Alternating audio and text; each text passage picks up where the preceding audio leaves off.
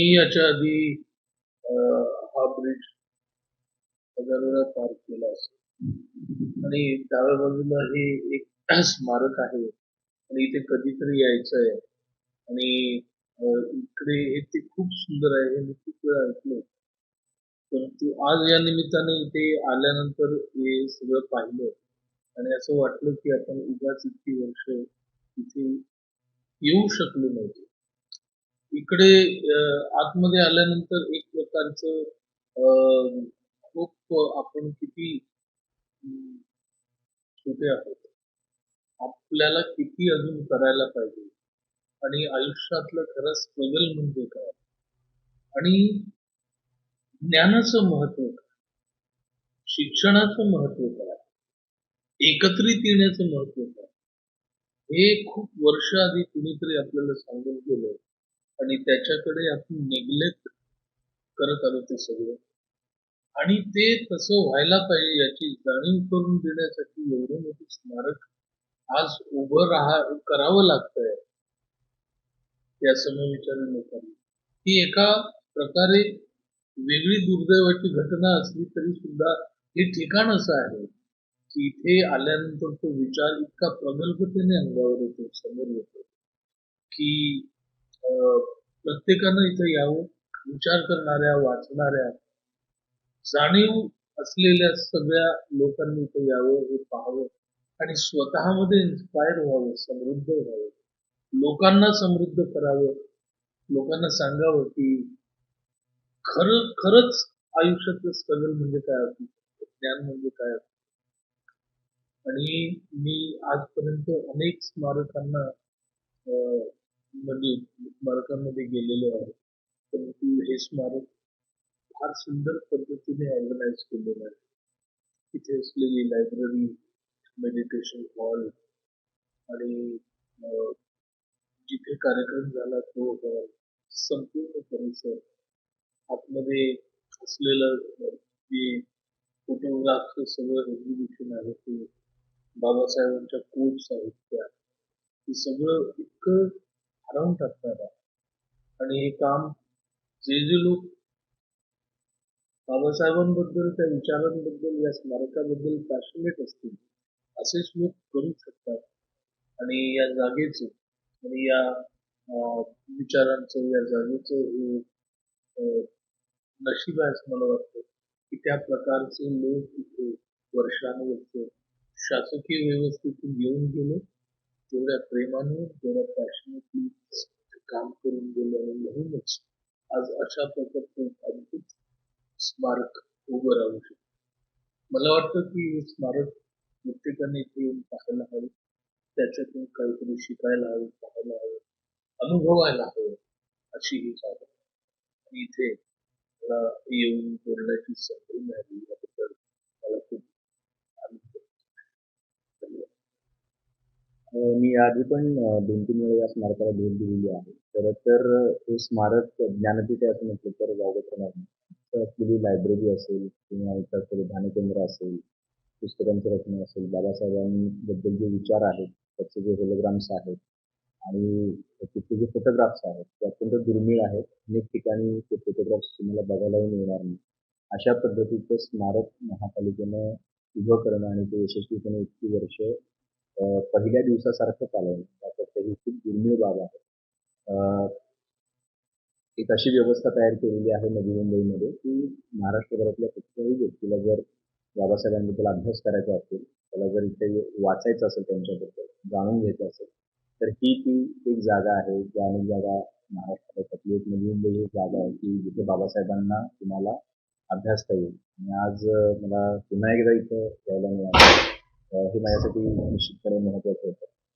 किशोरजींना आपण केवळ कार्यक्रमांमधून बघितलं, पडद्यावरती त्यांचा अभिनय बघितलं. अत्यंत संवेदनशील आणि सामाजिक दृष्टीने अत्यंत अ, खूप खोलवर संवेदना असलेली ती व्यक्ती आहे. पण मला कल्पना नाही मी ते फार खूप काही अभ्यासपूर्ण प्रश्न विचारले असतील, पण त्यांच्याकडून जे ऐकायला मिळालं, त्यांचा प्रवास त्यानंतर आणि त्या मधल्या काळामध्ये शिक्षण असेल, महिलांबद्दलचे विचार असतील, जाती भूताबद्दलचे विचार असतील, ज्ञानाबद्दलचे विचार असतील, पुस्तकांबद्दलचे विचार असतील आणि त्याच्याही पलीकडे जाऊन परत ध्यानधारणा आणि विपश्यना याबद्दल त्यांनी जी त्यांचे अनुभव पण मांडले आणि त्यांची मतही व्यक्त केली. तर ती अत्यंत मला असं वाटतं की या काळाची ती गरज आहे आणि हे केवळ बोलण्याचं वाक्य नाही, या काळाची खरी गरज आहे.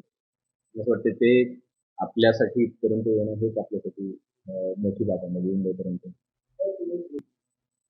डॉक्टर बाबासाहेब आंबेडकर नसते तर आज आपण जे काही करतो, कुठलीही सकाळी उठल्यापासून झोपण्यापर्यंत कुठलीही कृती करतो, त्यातली कुठलीही कृती तुम्ही तुमच्या मनानं करू शकला असतात का? तितक्या स्वातंत्र्यानं करू शकला असतात का? मला त्याच्याबद्दल फार शंका आहे. आणि डॉक्टर बाबासाहेब आंबेडकर नसते आणि हे संविधान ज्याची उद्देशिका आज भेट दिली, मला असं वाटतं की ती ताकद आहे या देशाची, या देशाच्या प्रत्येक नागरिकाची ताकद आहे. जसं प्रत्येकजण आपलं आराध्य दैवत म्हणून घरी काही देवदेवतांना जसं पूजत असतो किंवा आपण त्याची आराधना करत असतो, मला असं वाटतं संविधानाची आराधना नव्हे तर संविधान आपल्या घरात असलं पाहिजे आणि आपले हक्क अधिकार आपल्याला माहिती असले पाहिजे आणि ते कोणी मॅनिप्युलेट करतंय का, मला असं वाटतं त्याच्यावरती तुम्ही डोळ्यात तेल घालून लक्ष ठेवलं पाहिजे. फार महत्वाची गोष्ट आहे. ज्या दिवशी म्हणजे संविधान नुसतं ते संविधान नाही, तुमचं जगणंच आहे त्याच्यामध्ये. तुम्ही जर ते इतक्या लाईटली घेतलं आणि तुम्ही जर ते जर मॅनिप्युलेट होत आहे आणि त्याच्याकडे जर तुम्ही लक्ष नाही दिलं, मला असं वाटतं की तुमच्या भविष्यातली जी काही आपली लोक असतील, आपल्या नंतर येणारे लोक असतील, तर आपल्याला तरी माफ करा. नवी मुंबई महानगरपालिका ही दरवर्षी जागर हा कार्यक्रम घेते. डॉक्टर बाबासाहेब आंबेडकर यांच्या जयंतीच्या औचित्य साधून हे कार्यक्रम आपण घेतो. दरवर्षी कार्यक्रम घेतो आपण. हे कार्यक्रम घेण्यामागचा उद्देश एकच होता की डॉक्टर बाबासाहेब आंबेडकरांचे जे विचार आहेत, त्यांचं कार्य आहे ते त्यांच्या आपले जास्तीत जास्त जनतेपर्यंत पोहोचवणं. आपण जे आत्ता बघतो की डॉक्टर बाबासाहेब आंबेडकरांचे माझं तर मत असं आहे की फोटो पूजनापेक्षा त्यांचे विचार जर आपण डोक्यात घेऊन आपण त्या पद्धतीने आपली वाटचाल चालू ठेवली तर ते खरंच बाबासाहेब आंबेडकरांनी जे काही स्वप्न बघितलं होतं आपल्या भारताबद्दल ते स्वप्न विकसित झाल्याशिवाय राहणार नाही. आणि याच निमित्ताने आम्ही असे व्याख्याते बोलवतो की जे कठीण परिस्थितीतून पुढे आलेले आहे. त्यातलंच आजचं आज हे 5वं पुष्प गुंफण्यासाठी 2026च्या जागर कार्यक्रमात आपले अभिनेते आणि कवी किशोर कदम उर्फ सौमित्रिता आले होते आणि त्यांनी पट त्यांच्या जीवनाचा उलगडून दाखवला की ते पण एका समाजातून अशा आले होते आणि त्यातून त्यांनी हालाकीतून त्यांनी शिक्षण पूर्ण केलं आणि शिक्षणामुळे काय फरक पडतो आणि माणूस कुठं जातो हे जे डॉक्टर बाबासाहेब आंबेडकरांनी सांगितलं होतं, शिका संघटित व्हा संघर्ष करा, याचंच एक प्रतिबिंब मला किशोर कदम यांच्या बोलण्यातून किंवा त्यांच्या वाटचालीतून जाणवलं की त्यांनी शिक्षण घेतलं आणि ते पुढे गेले. आणि त्यांच्यातून एक सांगितलं की शाश्वतताबद्दल त्यांना प्रश्न विचारला होता. त्यानंतर जीवनातलं आपल्या विपश्यनेबद्दलचं महत्त्व पण त्यांनी सांगितलं आणि कशा पद्धतीने ते पुढे गेले. तर हाच आमचा उद्देश आहे महापालिकेचा की असे जे व्यक्तिमत्व आहेत की त्यांच्या व्यक्तिमत्वातून प्रेरित होईल, कोणी निराश न होता डॉक्टर बाबासाहेब आंबेडकरांनी जे विचार दिले त्या विचारांच्या वाटचालीवर आपण चालत गेलो तर माणूस यशस्वी राहिल्याशिवाय राहत नाही. आणि मला खरंच आनंद होतो की ह्या सोशल मीडियाच्या युगात प्रत्येकाच्या हातात मोबाईल असताना आणि लोकांना वेळ नसताना पण लोक मोबाईल बाजूला ठेवून अगदी शांतपणे हे व्याख्यान ऐकतात. त्यातच खरं महापालिकेनं जे आयोजन केलेलं आहे त्यात आम्ही यशस्वी झालो असं आम्हाला म्हणता येईल. डॉक्टर बाबासाहेब आंबेडकर जे भवन आहे त्या भवनमध्ये दरवर्षी जेव्हा जयंतीच्या निमित्ताने पहिला आधी एक आठवडा व्याख्यानकर्ते येत असतात डॉक्टर बाबासाहेब आंबेडकर भवनमध्ये. आणि खरोखरच दरवर्षीप्रमाणे ह्याही वर्षी सप्ताह आपण म्हणतो तो सप्ताह चालू आहे. म्हणजे सप्ताह म्हणजे काय तर डॉक्टर बाबासाहेब आंबेडकर, गौतम बुद्ध यांच्यावर वेगवेगळे व्याख्याते, अभ्यासकारक पूर्ण जगभर ज्यांनी जिथे जिथे बाबासाहेब आंबेडकरांनी शिक्षण घेतले आणि त्या शिक्षणामुळे जे संविधान लिहिलं आणि ते डॉक्टर बाबासाहेबांचे लहानपणापासून तर अगदी बॅरिस्टर होईपर्यंत संविधान भारताचे लिहिलं, दीक्षा घेतली, तोपर्यंत बाबासाहेबांचे जे जीवनचरित्र आहे त्याच्यावर बरेच व्याख्यानकर्ते येत असतात आणि व्याख्यानं आमच्या या सर्व नागरिकांना देत असतात. खरोखर हे सप्ताह म्हणजे बाबासाहेबांवरती ऐकलेले हे आमचं बाबासाहेबांचं जीवनचरित्र आहे. ते खरोखर व्याख्यानकरांचे मी अगदी पहिल्यांदा आभार मानते कारण आमच्या या सर्व नागरिकांना त्यांच्या जीवनाविषयी त्यांनी कसे कष्ट केले, त्यांनी कशी मेहनत केली, हे यावर व्याख्यान आधारित असतं.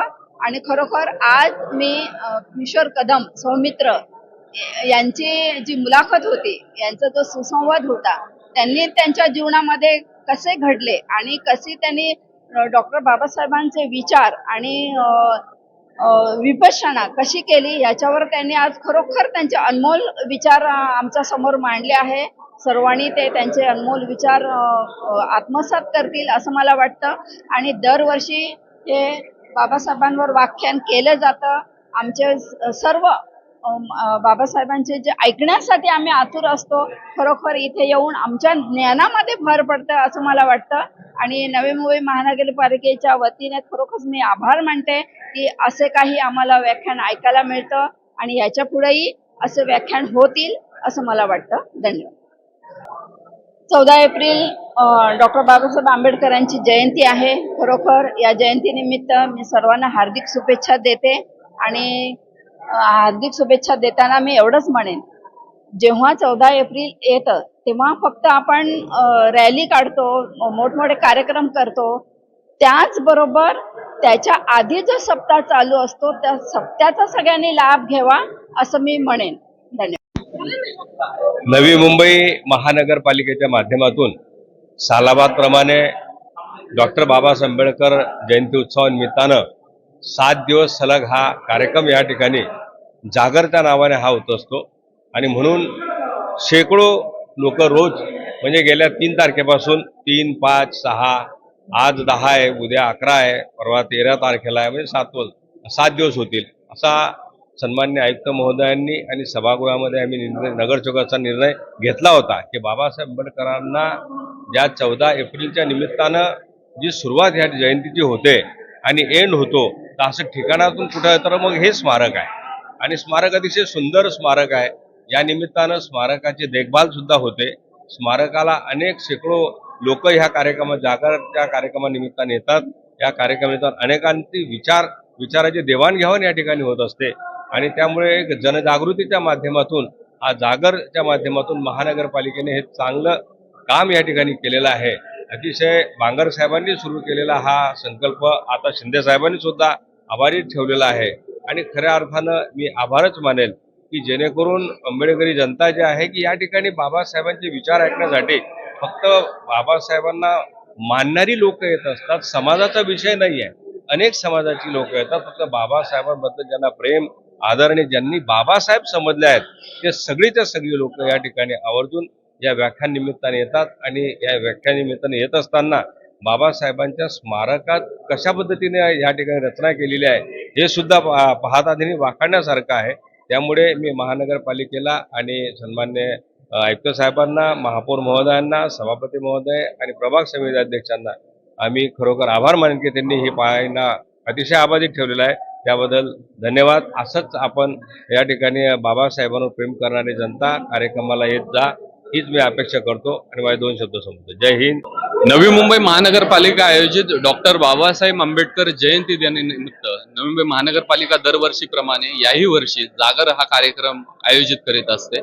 त्यामध्ये वैचारिक दृष्टीने वैचारिकरित्या हा प्रबोधनाचा कार्यक्रम विविध मान्यवर महाराष्ट्रातील साहित्यिक, कलावंत, पत्रकार, ज्येष्ठ साहित्यिक असे सर्वच एकूण स्तरावरील सर्वच मान्यवर मंडळी येत असतात. आणि ही वैचारिक मेजवानी खरं तर नवी मुंबई महानगरपालिकेतर्फे सर्वांना देण्यात येत असते. संपूर्ण नवी मुंबई तसेच मुंबई, ठाणे उपनगर या सर्व प्रभागातील व्यक्तींना आज दरवर्षीप्रमाणे अभिनेते किशोर कदम अर्थातच कवी सौमित्र यांची उपस्थिती आणि त्यांचा सुसंवाद साधणारे पत्रकार अभिजित करंडे सर हे देखील उपस्थित होते.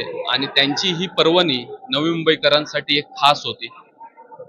अशीच मेजवानी पालिकेतर्फे विविध कार्यक्रमाअंतर्गत नवी मुंबईकरांना देण्यात यावी ही नवी मुंबईकर म्हणून एक सदिच्छा आणि भावना.